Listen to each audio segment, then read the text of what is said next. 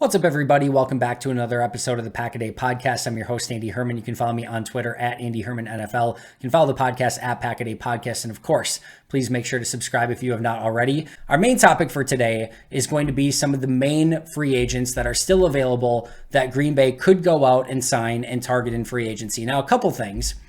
A, the free agent market, very picked over at this point. B, Green Bay, very little money to actually play with at this point.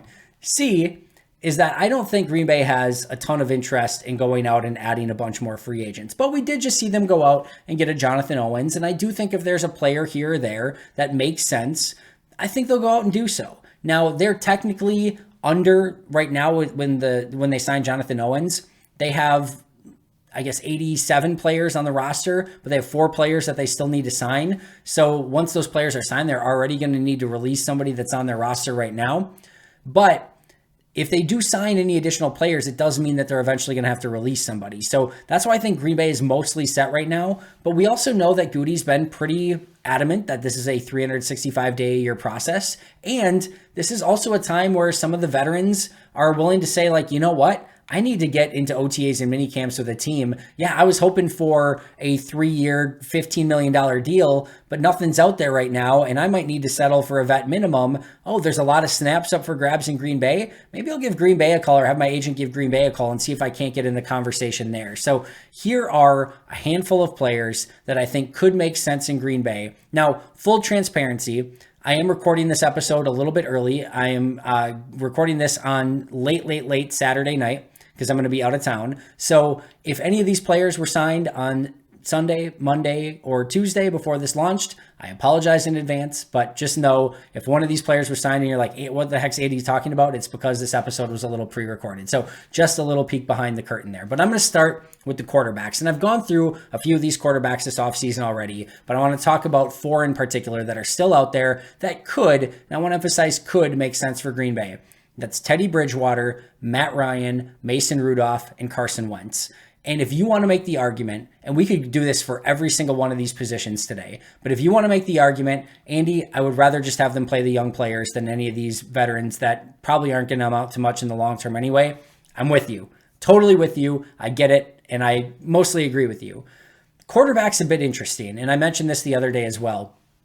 But if you have Jordan Love go down right now, you're talking about a season that is, you've got a whole lot of nothing. Like there's just, all due respect to Sean Clifford, maybe he can come in and win a couple games. That's probably the ceiling with this team and this roster with Sean Clifford at quarterback. Same thing with a Danny Etling or any other random quarterback, undrafted guy or anything that they want to bring in. Like just the upside's not there. And even with Jordan, right, this is going to be a battle to try to be in the competition for some sort of playoff spot or anything like that. But even if the Packers are 6-11, but Jordan's at quarterback and you've got all these young, really fascinating players, there's a lot to glean from that. There's a lot to still be excited about. Every week is worth tuning in because you want to see which of these players is progressing. There's a story to be told here with Jordan at quarterback, and that's worth tuning in for. If all of a sudden Jordan's gone, like everything just sort of collapses, right? And this season becomes a total dud and it's dead on arrival as soon as something happens to Jordan. If all of a sudden you've got a Teddy Bridgewater or a Carson Wentz, maybe a Matt Ryan or maybe not so much of a Mason Rudolph, but if you've got a couple of those guys, at least it's slightly more intriguing. You have a veteran that's capable of running the offense, can still continue to hopefully elevate some of those young receivers and maybe, get the ball out of their hands and just get the, ball to some of these playmakers who can have the run after the catch ability. Like I do think that there's a little value there for Green Bay. And if all of a sudden one of these quarterbacks like a Wentz, a Rudolph, a Ryan, a Bridgewater are willing to take less to be the backup in Green Bay, I think Green Bay would really have to consider it. Now, Bridgewater would be an interesting one. I think he would be somebody that would be able to run this Matt LaFleur offense pretty well. I think he'd be a solid backup. I think he's going to have a lot more interest with more competitive teams as a backup, but if he's willing to come to Green Bay, I think Green Bay should at least broach the topic. He's probably going to be a little bit out of their price range. Same thing probably for Matt Ryan, but Matt Ryan and Matt LaFleur have worked together in the past. Matt Ryan, played very, very well when Matt LaFleur was there in Atlanta. So maybe they have that relationship and maybe Matt's willing to come in and just doesn't want to hang it up yet. And is, hey, you know what? I'll come in and play for not much for one season, just back up Jordan, help develop him and, be part of Matt LaFleur's system again. Maybe that could be something. Mason Rudolph only only 27 years old still with starting experience in this league, and he's only played in one spot. You know what? Sometimes a player plays in one spot and it just doesn't work out and they go somewhere else and something just clicks, right? He's a former, I think, 3rd round pick, at least somewhere in that range, who has started in this league. His actual like quarterback rating and statistics like aren't terrible. Like he could at least keep the ship a little bit more afloat. And then Carson Wentz, let's not forget, he was a 2nd team All-Pro and 3rd in MVP voting in 2017. I think everyone's just been waiting to try and unlock that player still. The Commanders weren't able to do it. The Colts weren't able to do it. The ship is probably sailed. I think Wentz is just, sort of toast at this point, but at least it would be something, right? Like, oh, hey, like Wentz is in. Can Matt LaFleur unlock him and get him back to how he was playing in 2017? The answer is no. At least like 99% probably no. But at least it would be something to cheer on a little bit more. So those are 4 quarterbacks that I think could make some sense for Green Bay to bring in as a veteran backup. And if they are there, they're probably going to be able to help Jordan a little bit. Some of you might be, I'll say it one more time. Some of you might be on the wavelength of, I don't need any of these guys. Just put Sean Clifford in at that point. Like I said, I'm with you. I get it. Play the young guys. That to me makes a little bit more sense, but that could be a very, very long season. If all of a sudden Jordan goes down week 1, you're going to go 16 weeks with Sean at quarterback. Like that could get very dicey very, very quick. So I do think there might be some value in potentially having a veteran on the roster. That brings me to safety. There's 2 safeties out there that I think could make some sense. Now, to be fair here as well, they've already signed Tavarius Moore. They brought back Rudy Ford. They brought back Dallin Levitt. They just brought in Jonathan Owens. They drafted, drafted Anthony Johnson Jr.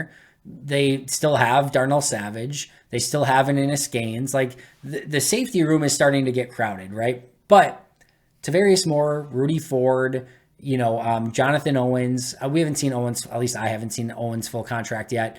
Maybe it's out there after I recorded this, but these guys are players that are at or near, vet minimum deals, and they're not guaranteed or like lead pipe locks to make the roster, except for Savage. Savage is basically the only one, unless they can find some sort of trade with him.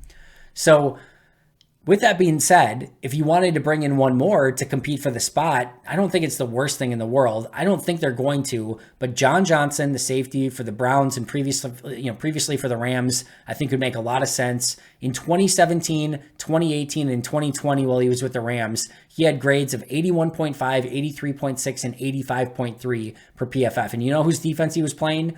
And Joe Barry's style of defense with the Rams. And Joe Barry was obviously a coach there with the Rams while Johnson was there. I think that is a potential pairing that could make some sense.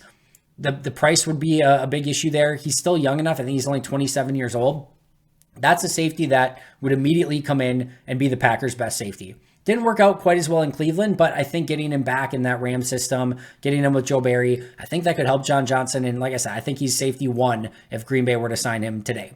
The other one is Ronnie Harrison, another Brown safety, former 3rd round pick by the Jaguars. Brown safety last year. Didn't work out in Cleveland all that well. He wasn't great in Jacksonville, but I do think that if you could get him for a vet minimum, that he would be as competitive with any other safety on this roster and could potentially even be the starter as well. So those are 2 safeties, and Harrison's only 26 years old. So those are 2 safeties that I do think could make some sense for Green Bay, and could it add to the competition? Like I said, John Johnson would immediately be safety 1 in my opinion for Green Bay. So those are 2 safeties that I think could make some sense.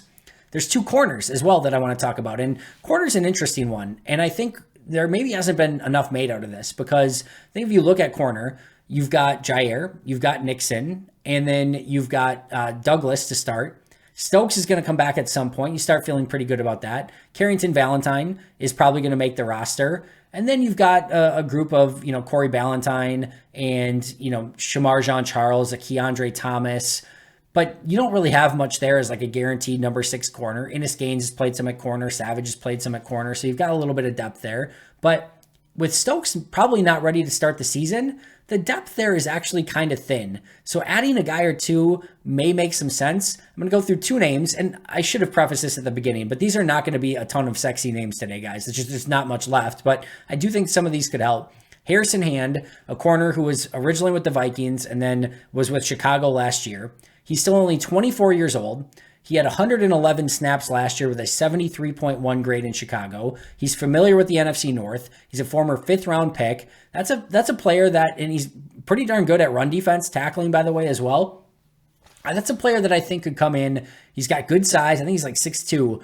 He's a fun player, and still at 24 years of age, that's the type of low risk, high reward type of signing. If you could sign somebody like that to like a 2-year deal where this year's like a vet minimum, but next year's like a non-guaranteed like $4 million, where if he plays great, you can keep him on a $4 million deal with none guaranteed. And if he's not, you can just cut him. Like that's a type of like, how can we figure out something that would work where we get him in this year, give him an opportunity, maybe guarantee this year, but if he works out, now you've got him next year on a non-guaranteed cheap deal. Like, and if he doesn't, you just cut him next year. Like that's something that I think could make some sense for Green Bay. Maybe just bring him in for a 1-year vet min, but Harrison Hand at only 24 years old could make some sense. And another one is Luke Barku. Luke Barku? Who's Luke Barku, you might ask? He is a undrafted free agent from 2020. He played 152 snaps that were not very good with the Jacksonville Jaguars in 2020. Did not play in 2021, did not play in 2022, but just came off a really impressive performance with the XFL, was arguably the top corner in the XFL, played a pretty shutdown brand of football. Now, it is only the XFL. It's not quite the same, but hey, if somebody dominated one league, bring him in for, training camp and see if they can carry that over. Maybe sometimes a guy just needs confidence. If he goes out there and he gets that in the XFL and is able to play at a high level, maybe especially at corner, which is a confidence position, maybe he's got it now and maybe he can go out and play. That'd be another interesting option that, again, he's still young enough. He's coming off a really impressive stint in the XFL. Go get a guy like that. There's no risk. There's literally zero risk, and there's some potential reward there. So Luke Barku, another player that I would certainly consider for Green Bay. At wide receiver, I'm going to go Hakeem Butler. We're going to stick with the XFL. He was a 4th-round pick by the Cardinals in 2019. He had really fun tape at Iowa State. A lot of people, myself included, fell in love with his Iowa State tape. I think a lot of us thought he was going to go earlier than the 4th round than what he did. He got drafted in the 4th. It never worked out in Arizona. He ended up going to Philadelphia, I believe, for a hot second. Didn't work out there. I think they wanted to convert him to a tight end, but he just played in the XFL as well. Was one of the best players in the XFL. Just turned 27 years old. He's like 6'4", Iowa State. He's got, he had some of that, big ball wide receiver, kind of like an Allen Lazard a little bit. Obviously, 6'4" is a lot different than what Lazard was, but you get my point. Like, there's something there, and I think if Green Bay wants somebody that, I can't say he's got more experience because he has one snap literally in the NFL, but is a little bit older and is an intriguing option that never really got a full opportunity in the NFL, Hakeem Butler might be somebody to at least take a look at. And that's, again, like Luke Barku, a very low risk, potential high reward signing that, again, if he found his confidence in the XFL, let's see what he can do in the NFL and maybe give him that one more shot and see what he can do. On the offensive line, this is an interesting one. And offensive line is really tough because, as I've sort of talked about in the past, I think they've got like 13 guys who could potentially make a active 53-man roster. And a lot of those guys are really young. And if you sign someone, you're going to have to cut one of your younger guys that you're trying to develop. So it's a tough thing, but I would love a little bit more competition on the interior of that offensive line. You're going to have Bakhtiari and Jenkins starting along the offensive line. But after that, it gets a little bit more interesting. And, you've got John Myers, you got John Runyon Jr., you've got Zach Tom, you've got Yash Nyman. Those are probably your guys that are in the starting, rotation or at least conversation for the 3 other spots. I would love if Green Bay went out and got a Dalton Reisner and just put a little bit more pressure on the John Runyon Jr.'s and the Josh Myers of the world. Because if you've got a Reisner, who's been a decent starter, he's still only 28 years old, or he's going to turn 28 in July, I should say. That's somebody who has starting experience, was a 2nd-round pick in 2019, and I think is going to be able to be somebody who comes in and competes for a starting spot. And John Runyon Jr. has been inconsistent. Josh Myers has been borderline or just bad at times. And hey, if all of a sudden Myers doesn't step up, you could go Zach Tom there. Maybe you move an Elton Jenkins over and put Zach Tom at left guard, or you could put Reisner at left guard and move Jenkins inside. That's an option now too. If Runyon doesn't turn out, you could just put, you could put Reisner at right guard. Like, there's some different options there, and it does give you a little bit more depth. I also don't know that you necessarily wanted to, go into a season with a first-time starting quarterback without a little bit more experience depth along the offensive line. So Reisner probably would be a little bit more money than I think Green Bay would have to spend, but he's still out there, and you never know. If you can get him for cheap, that would be another player that I would be intrigued by Green Bay bringing in and would give some competition to John Runyon Jr. and Josh Myers in a roundabout way. And the last one, a little bit outside of the box thinking here, is Adam Corsack. If you know who Adam Corsack is, I don't know, you win some sort of prize. Adam Corsack is an undrafted free agent punter out of Rutgers. Has an extremely unorthodox punting style, and it's awesome. Go out and check it out. It's really fun. It's been very effective.